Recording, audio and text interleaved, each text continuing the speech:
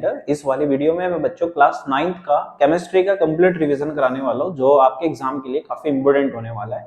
तो एग्जाम में जाने से पहले आपको ये वीडियो जरूर देखनी चाहिए, जिससे कि आपके जितने भी डाउट्स हैं छोटे छोटे, वो सारे के सारे एक ही टाइम पे रिवाइज हो जाए और आप एग्जाम में जाने से पहले एक छोटा सा क्विक रिवीजन भी कर पाए। उसमें भी ये वीडियो आपके लिए काफी ज्यादा हेल्पफुल रहने वाली है।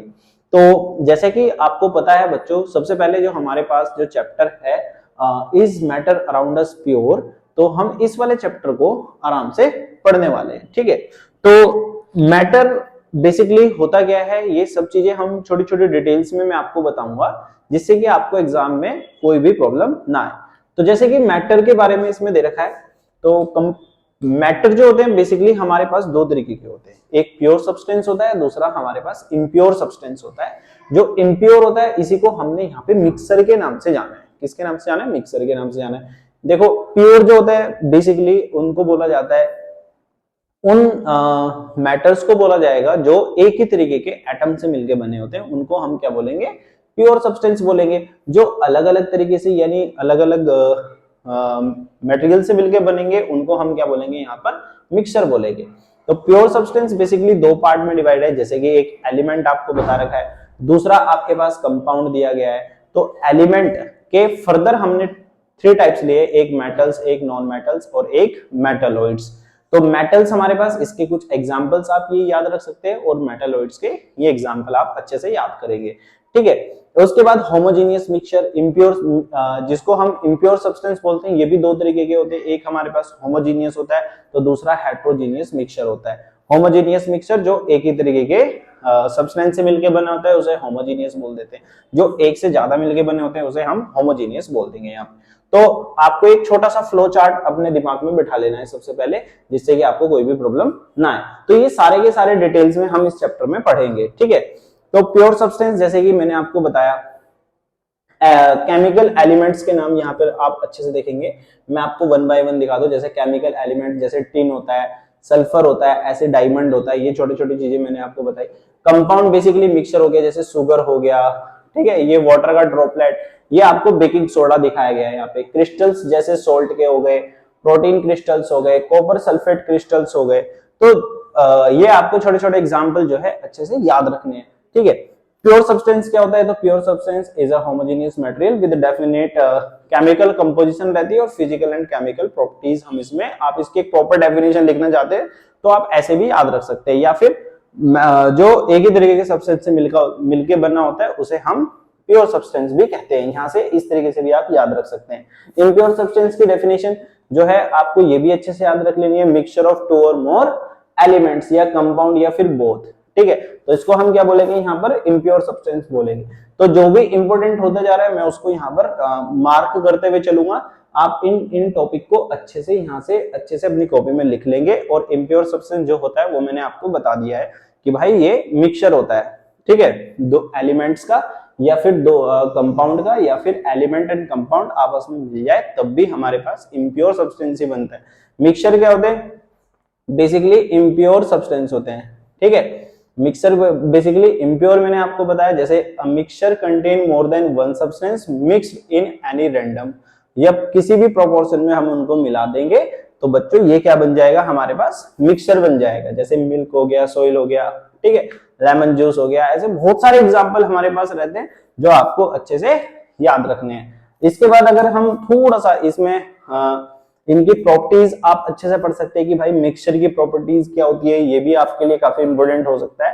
तो थोड़ा थोड़ा सा आपको बनाना चाहिए। जैसे टाइप्स ऑफ मिक्सचर मैंने आपको बताया, जैसे यहाँ पे होमोजेनियस मिक्सचर आप देख सकते हैं, हेटेरोजेनियस मिक्सचर आप देख सकते हैं। जैसे वाटर है, तो वाटर एक तरीके का, एक इसमें बता रखा है कि ये एक ही तरीके की चीज के मिलके बना होता है, तो इसलिए हम इसे होमोजेनियस मिक्सचर बोलेंगे। A mixture which has uniform composition. भाई वाटर है, वाटर के अंदर अगर तुमने सपोज करो लेमन मिला दिया तो लेमन का पता नहीं लगेगा। ठीक है, बेसिकली वाटर नहीं ले रहे हैं, वाटर के अंदर मैंने लेमन मिला दिया तो लेमन एक ही जैसा लगेगा उसके अंदर मिक्स होने के बाद, तो हम उसको बाहर भी नहीं निकाल सकते। तो ऐसे जो मिक्सचर होते हैं उनको होमोजेनियस बोलेंगे। और जैसे हमने वाटर के साथ सपोज करो हमने इंक मिला दी, वाटर इंक, या कोई कलर मिला दिया, तो उसको हम क्या बोलेंगे? हेटेरोजेनियस मिक्सचर बोलेंगे। तो ये छोटी छोटी सी बात आपको दिमाग में रख लेनी है। देखिए नेक्स्ट आता है हमारे पास सॉल्यूशन। तो सॉल्यूशन होता क्या है, सॉल्यूशन के बारे में पता होना चाहिए। देखो सॉल्यूशन की वैसे तो आप एक प्रॉपर डेफिनेशन यहां से लगा के यहाँ पे आप अच्छे से रिवाइज कर सकते हैं, पर जो सॉल्यूशन होता है बेसिकली सॉल्यूट प्लस के सॉल्वेंट से मिलके बना होता है, जिसमें सॉल्यूट और सॉल्वेंट दोनों आ जाते हैं, उसे हम क्या बोलते हैं, सॉल्यूशन बोलते हैं। बेसिकली सॉल्यूट जो होता है, जैसे कि हमने सपोज करो वाटर है, वाटर के अंदर सपोज करो तुमने इंक मिलाई, ठीक है, तो जो इंक होगा, इंक जो होगा हमारे पास क्या है, ये दिस इज द सोल्यूट, और सोल्यूट किसके अंदर मिला रहे हैं हम, सोलवेंट के अंदर मिला रहे हैं, तो जो वाटर होगा that will be the solvent. तो जिस चीज के अंदर हम मिला रहे हैं दैट इज द सोलवेंट, और जो चीज हम मिला रहे हैं मतलब जो हम मिक्स कर रहे हैं उसे हम क्या बोलेंगे, यहाँ पे सोल्यूट बोलेंगे। बात सबको समझ में आ गई होगी। तो इसके छोटे छोटे से जो न्यूमेरिकल्स, इसके जो क्वेश्चन आपके एग्जाम में आते हैं, ये भी आपको अच्छे से दिमाग में रख लेने कौन कौन से। तो आपको परसेंटेज निकालने का क्वेश्चन जरूर आएगा, ठीक है। कंसंट्रेशन ऑफ सॉल्यूशन, जैसे अमाउंट ऑफ सोल्यूट अपॉन में amount of solution, concentration of solution amount of solute upon में अमाउंट ऑफ सॉल्वेंट। तो ये काफी अच्छे से आपको याद कर लेना है, और अगर इसकी मल्टीप्लाई अगर आपने 100 से कर दी तो बच्चों आपका आंसर जो आएगा वो परसेंट में आएगा। ये भी बात आप सभी बच्चों को समझ में आती है बहुत अच्छे से, तो आप इसको भी याद रखने का काम करेंगे, ठीक है मेरे प्यारे बच्चों। आगे बढ़ते, तो जब हम इसमें आगे की तरफ बढ़ते हैं तो जैसे कि मैंने आपको यहाँ पे बता भी रखा है कि 100 से कैसे कैसे मल्टीप्लाई करी गई है। तो mass of solute, mass of solution into 100, तो the answer will be in percent, तो परसेंट में आपको आंसर लगाना है। ऐसे ही अगर आपको सैचुरेटेड और अनसैचुरेटेड सॉल्यूशन में अगर डिफरेंशिएट आता है तो ये भी बात आपको समझ में आनी चाहिए कि सैचुरेटेड जो होता है हमारे पास, ध्यान रखना, in which more solute can not be dissolve at that temperature, जिसमें हम ज्यादा जो है सोल्यूट नहीं मिला सकते। जैसे सपोज करो तुमने किसी चीज में, जैसे तुमने सपोज करो वाटर में इंक मिला दी, ठीक है ना, उसका एक पर्टिकुलर क्राइटेरिया पूरा हो गया, आप उसमें एक्स्ट्रा इंक नहीं ऐड कर पा रहे कि भाई इसका जो कंसंट्रेशन है वो उतना ही रहेगा, उससे ज्यादा नहीं जाएगा, तो ऐसे को हम क्या बोलेंगे, ऐसे सॉल्यूशन को हम सैचुरेटेड सॉल्यूशन बोलेंगे। और अनसैचुरेटेड सॉल्यूशन में जिसमें हम मोर क्वांटिटी ऑफ सोल्यूट जो है हम उसमें क्या कर लेंगे, ऐड कर लेंगे, तो ऐसे जो सॉल्यूशन होते हैं उनको हम अनसैचुरेटेड सॉल्यूशन बोलते हैं। बात सबको समझ में आती है इतनी, hopefully.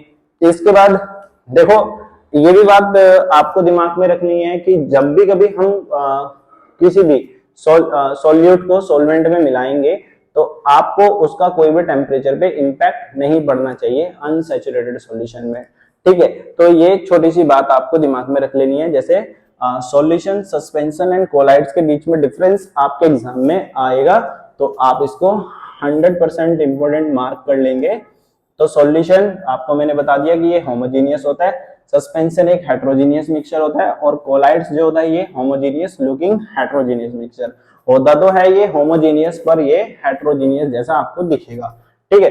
Dispersion medium is generally liquid रहता है, ये बेसिकली ये लिक्विड और गैस फॉर्म में रहता है, और ये डिस्पर्स रहते हैं, मतलब दूर दूर पार्टिकल्स रहते हैं इसके, तो इसी वजह से ये हेट्रोजीनियस आपको देखने को लगता भी है। आगे बात सबको समझ में। इसी तरीके से इसके साइज ऑफ पार्टिकल आप 10 की पावर माइनस के 10 मीटर याद रख सकते हैं, 10 रेज़ टू द पावर -7, और ये 10 रेज़ टू द पावर -10 और 10 रेज़ टू द पावर -7 के बीच में रहता है। तो ये भी बात आपको समझ में आती होगी।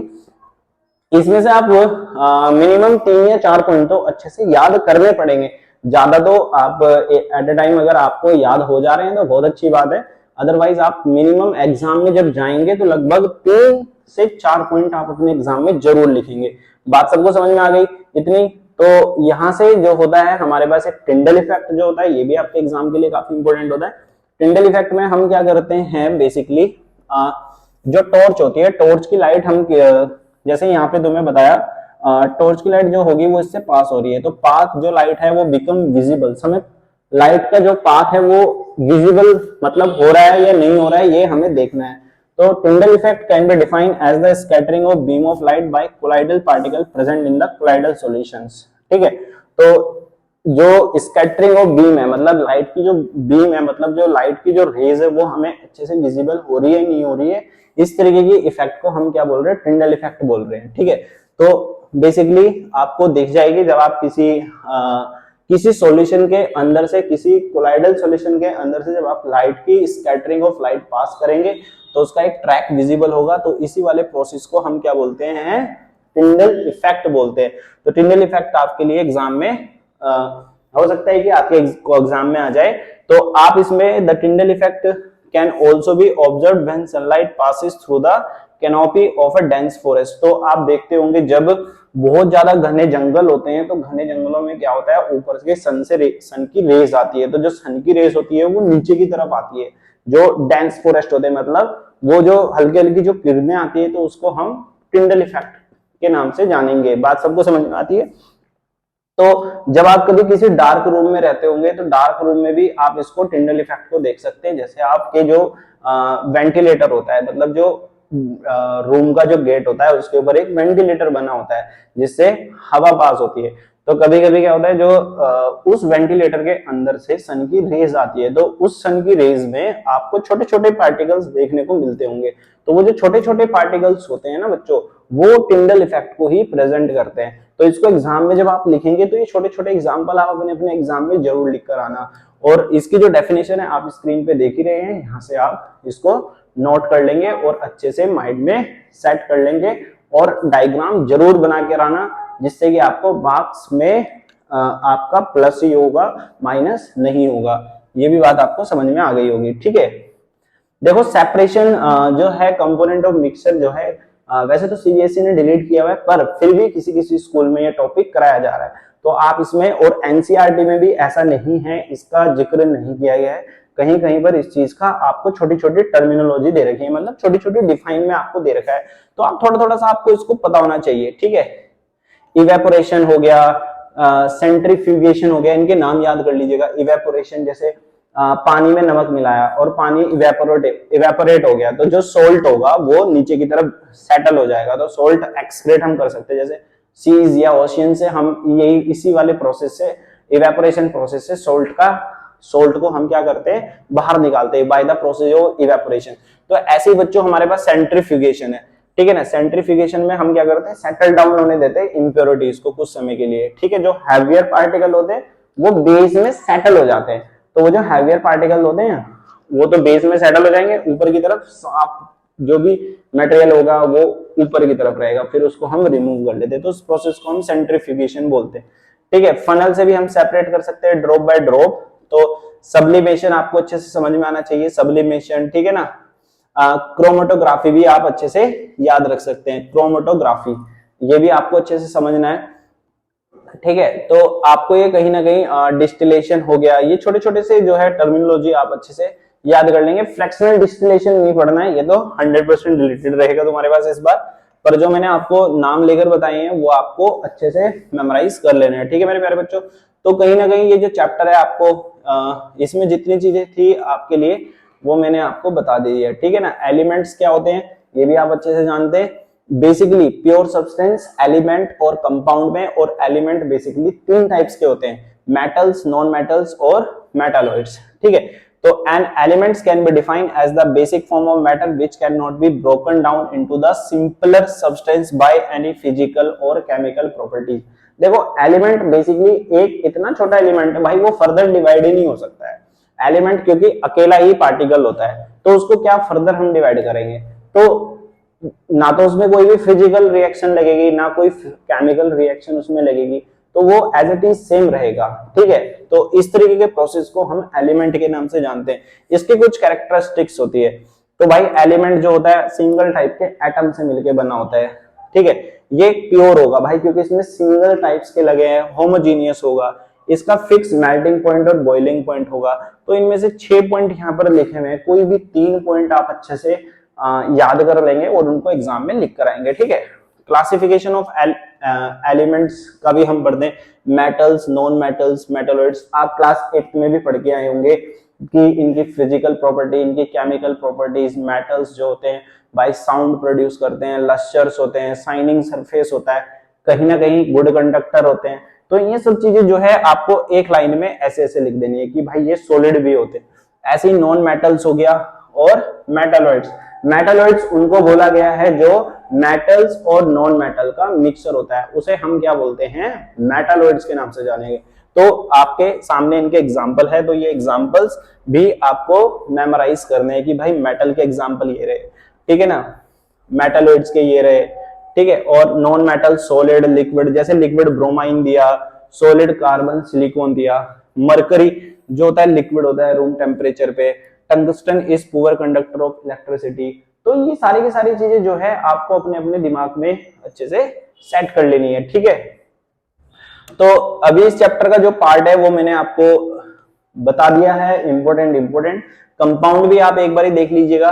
प्योर सब्सटेंस है कंपोज ऑफ 2 और मोर element combined in fix proportion, बहुत ज्यादा मजबूत होते हैं क्योंकि भाई हाइड्रोजन जो बॉन्ड होता है इतना मजबूत होता है वो टूटता नहीं है। जैसे वाटर है, वाटर को आप ब्रेक नहीं कर सकते, आप खुद भी एनालाइज कर सकते हैं। जैसे H2O, इसमें 2 एटम्स तो किसके होते हैं, हाइड्रोजन के होते हैं, और एक एटम इसमें किसका होता है, ऑक्सीजन का होता है। तो ये आपको दिखा भी रखा है इसमें स्ट्रक्चर इसका, तो स्ट्रक्चर भी आप अपने मेमोराइज करेंगे।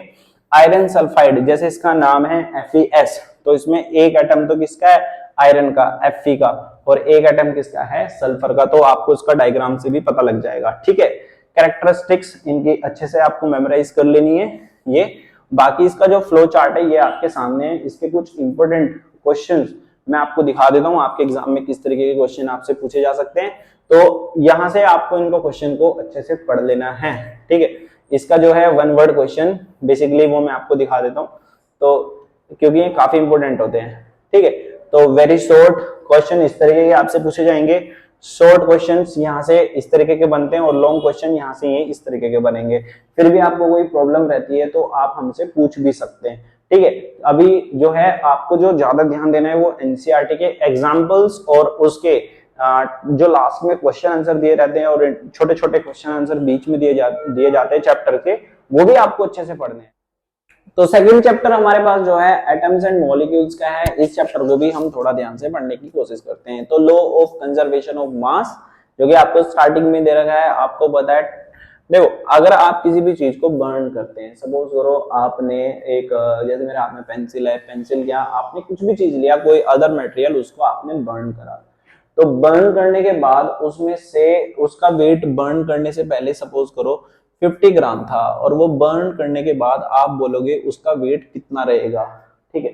मेरा कहने का मतलब ये है उसका वेट कितना रहेगा, तो आप क्या सोचेंगे, तो आप एकदम से सोचोगे कि भाई जब वेट करेंगे तो उसको जब वो जल जाएगा तो उसके बाद उसका जो वेट होगा वो कम हो जाएगा, ठीक है, आप ये सोचेंगे। पर हाँ, जो वेट है वो इक्वल तो नहीं रहेगा, ये बात तो कंफर्म है। पर law of conservation of mass हमें ये कहता है कि रिएक्टेंट से पहले और रिएक्टेंट के बाद, मतलब रिएक्शन से पहले, जैसे यहाँ पे total mass of the reactant is equal to total mass of the product के बराबर होगा। कैसे होगा ये भी बात आप समझना। इसमें बोला गया है कि भाई 50 ग्राम है, 50 ग्राम में सपोज करो आपके पास 25 ग्राम रेसिड्यू बचा, रेसिड्यू मतलब बचा हुआ पार्ट बचा। भाई जब कुछ चीज जलेगी उसमें से स्मोक भी निकलेगा, ठीक है, हीट भी निकलेगी, लाइट भी निकलेगी, तो जो गैस निकलेगी उसका भी तो भाई वेट होगा, उसमें होगा नहीं होगा, तो वो भी तो इसमें ऐड हो जाएगा। तो इसी तरीके से आपको समझना पड़ेगा कि भाई total mass of the reactant is equal to total mass of the product, क्योंकि उसमें जो कंपोनेंट हवा में रिलीज हो गए हैं वो भी, उनका भी मास होता है और वो भी इसके मास में ऐड हो जाएगा। बात सबको समझ में आ गई, तो आपको ये ऐसे ही याद रख लेना है, ठीक है भाई। तो इसी से हमें क्या पता लगता है, law of conservation of mass हमारे पास यही होता है। तो आपको ये हेडलाइन अच्छे से समझ जानी चाहिए, ठीक है मेरे प्यारे बच्चों। आ गया होगा आपको समझ में। जैसे कि इसमें आपको कैल्शियम क्लोराइड और एक Na2SO4, तो इसका जो पहले जो मास आपको दिखा रहेगा 300.23 बिफोर रिएक्शन और आफ्टर रिएक्शन भी यही मास इसका रहने वाला है, ठीक है। तो ये आपको बात समझ में आ गई। नेक्स्ट आता है हमारे पास law of constant proportion. Law of constant proportion जो है काफी इंपॉर्टेंट आपके लिए है। तो according to law of constant proportion in a chemical substance, elements are always present in a definite proportion by mass. मतलब इसका कहने का मतलब ये है कि भाई जो केमिकल सब्सटेंस हमारे पास है किसी भी एलिमेंट में, वो अपने मास से जो उसका मास है, उसका जो मास है वो उसके फिक्स प्रोपोर्शन में रहेगा। कैसे रहेगा, जैसे for example water obtain from any source, हमने कहीं से भी वाटर लिया, then will have the same two element namely hydrogen and oxygen present in it. Suppose करो आप जिस लोकेशन पे रहते हैं वहां का वाटर लो, जिस लोकेशन पे आप कहीं दूसरी पे जाओगे वहां का वाटर लो, तो भाई उसके जो एलिमेंट्स रहते हैं वो तो सेम ही रहते हैं कि भाई हाइड्रोजन के 2 होंगे, ऑक्सीजन का 1 होगा, होगा नहीं होगा, ये बात बिल्कुल सही है। तो इसी तरीके से आपको समझना पड़ेगा कि भाई यही हमारे पास लॉ ऑफ कांस्टेंट प्रोपोर्शन होता है। तो जैसे कि 2 ग्राम इसमें हाइड्रोजन बताया और 16 ग्राम हमारे पास ऑक्सीजन हो जाएगा, ठीक है। form a molecules of water the proportion of hydrogen and oxygen is 1:8 हो जाएगा। कितना हो जाएगा इनका प्रोपोर्शन? 1:8 हो जाएगा, क्योंकि बच्चों देखो 2:16 हो जाएगा, इन दोनों को रिड्यूस करोगे तो ये 1:8 आ जाएगा। इसी तरीके से similarly carbon dioxide obtain from any source will contain the same two element, जैसे हम CO2 बोलते हैं, CO2 बोलेंगे भाई, जैसे CO2 यहाँ पे होगी ऐसे CO2 कहीं दूसरी जगह पे भी होगी। तो इसी तरीके से इसका भी कांस्टेंट क्या रहेगा? प्रोपोर्शन रहेगा। बेसिकली इसका जैसे 12 होता है, 12 और इसका 32, ठीक है। इसको हम रिड्यूस कर देंगे तो हमारे पास लगभग 3:8 के करीब इसका प्रोपोर्शन बैठेगा। क्लियर होती है बात इतनी? तो आप इसके छोटे छोटे एग्जाम्पल आप दिमाग में रख लेंगे। डाल्टन एटॉमिक थ्योरी आपको भी पता है, इसके पोस्टुलेट्स काफी इंपॉर्टेंट होते हैं। डाल्टन जी ने थ्योरी दी थी कि जो जितने भी मैटर्स होते हैं वो छोटे छोटे पार्टिकल से मिलके बने होते हैं, जिन्हें हम क्या बोलेंगे? एटम्स बोलेंगे। तो atoms are indivisible particle which can neither be created nor be destroyed. Atoms of a given element are identicals, एक जैसे वो दिखते हैं, उनके केमिकल्स नेम भी अलग अलग हो सकते हैं। जो आइडेंटिकल होंगे उनके एक जैसे होंगे, जो अलग अलग दिखेंगे उनके एलिमेंट्स के नाम अलग अलग होंगे, ठीक है। तो बच्चों atoms of the different element have different masses and उनकी केमिकल प्रॉपर्टीज भी डिफरेंट रहेगी। इनका जो रेशियो है, ratio of small whole number to form compound, relative number and types of atom constant in a given compound, ये आप छोटी छोटी सी बात आप दिमाग में रख लेंगे। कुछ पोस्टुलेट्स आपके एग्जाम में आ सकती है। इसका साइज और सिंबल आप अच्छे से पढ़ लेना, जैसे कि इसमें बता रखा है। ये तो वैसे तो एटम्स बहुत छोटे छोटे होते हैं, कितने छोटे छोटे होते हैं? इनकी रेडियस जो होती है वो नैनोमीटर में मेजर करी जाती है। तो 1 नैनोमीटर 1/10⁹ मीटर, इसको माइनस में आप इस तरीके से लिख लेंगे, ठीक है। नेक्स्ट हमारे पास आता है इनके IUPAC नेम। मॉडर्न डे जो इनके सिंबल्स यूज होते हैं ये भी आपके लिए काफी इंपॉर्टेंट है, जैसे कार्बन का C, नाइट्रोजन का N, कैल्शियम Ca, ऐसे कि इसमें लिख रखा है, ये आप अच्छे से दिमाग में रख लेंगे। क्लोरीन का Cl, मैग्नीशियम का Mg, ठीक है। ऐसे ही यहाँ पे इनका इंग्लिश नेम दे रखा है, लैटिन नेम जो इनको पहले बोला जाता था। कुछ इनके सिंबल्स आपके सामने, जैसे सोडियम का Na, पोटेशियम का K, कॉपर का Cu, सिल्वर का Ag। बच्चे कंफ्यूज हो जाते हैं इसमें, सिल्वर गोल्ड मरकरी। तो सिल्वर गोल्ड मरकरी काफी इंपॉर्टेंट है, यहाँ से मैं मार्क कर देता हूँ। इनको आप अपनी कॉपी में लिख लीजिएगा और अपने दिमाग में भी नोट कर लीजिएगा, ठीक है भाई। लेड का इसमें पता है आपको Pb होता है, और टिन जो होगा Sn हो जाएगा, ठीक है। टिन हमारे पास क्या रहता है? Sn रहेगा, ये भी अच्छे से आप दिमाग में बैठा लीजिएगा, ठीक है मेरे प्यारे बच्चों। नेक्स्ट हम इसमें आगे की तरफ जब चलेंगे तो हमारे पास आता है बच्चों जो मॉडर्न सिंबल होते हैं जो आज की डेट में यूज हो रहे हैं, ठीक है। तो हाइड्रोजन, ऑक्सीजन, जैसे यहाँ पे बोरोन, कार्बन, जैसे आप इसमें याद कर रहे हैं तो इसको हम याद भी कर सकते हैं HOBC, ठीक है ना। OBC, HOBC ऐसे आप याद कर सकते हैं। FIN, फिन, PS, पस, ठीक है ना। ऐसे दो दो के सिंबल मिला के इनके नाम बना लेना, तो आपको ये अच्छे से याद भी हो जाएंगे। और इनका जो सिंबल है, सिंबल काफी इंपॉर्टेंट आपको याद करना है। तो आपको बेसिकली ये वाली लाइन जो मैंने सर्कल करी, इसके सिंबल और इसके सिंबल ऐसे आपको दिमाग में रख लेने। जैसे निकल, निकल का कितना है? Ni, मैग्नीज का Mn, ये बेसिकली कैल्शियम का Ca, क्लोरीन का Cl, ब्रोमीन का Br। तो सबके सामने इनके सिंबल्स आपको दे रखे हैं। ये आप टिन का Sn होता है, काफी इंपॉर्टेंट है। मरकरी काफी इंपॉर्टेंट है। लेड मैं आपको बार बार बता रहा हूँ। कोबाल्ट और यूरेनियम भी आप अपने दिमाग में बिठा लेंगे, ठीक है। ये याद करने पड़ते हैं, इनको आपको याद ही करना पड़ेगा, कोई जादू ट्रिक से ये आपको नहीं आएंगे, ठीक है। अगर आ भी जाएंगे तो फिर भूल जाओगे। जब तक आप इनको मेमोराइज नहीं करेंगे, सीधा सीधा सा फंडा याद करो बैठ के, ठीक है। दिमाग में बैठाओ, जितना ज्यादा याद करोगे उतना ज्यादा आपके लिए बेनिफिशियल रहेगा मेरे प्यारे बच्चों, ठीक है। बहुत याद करना पड़ता है। तो होपफुली आपको ये समझ में आ गया होगा। तो significance of symbols of element, क्या क्या जरूरतें होती है, इनसे हमें किसी का नाम, किसी भी एलिमेंट को ढूंढना काफी आसान हो जाता है।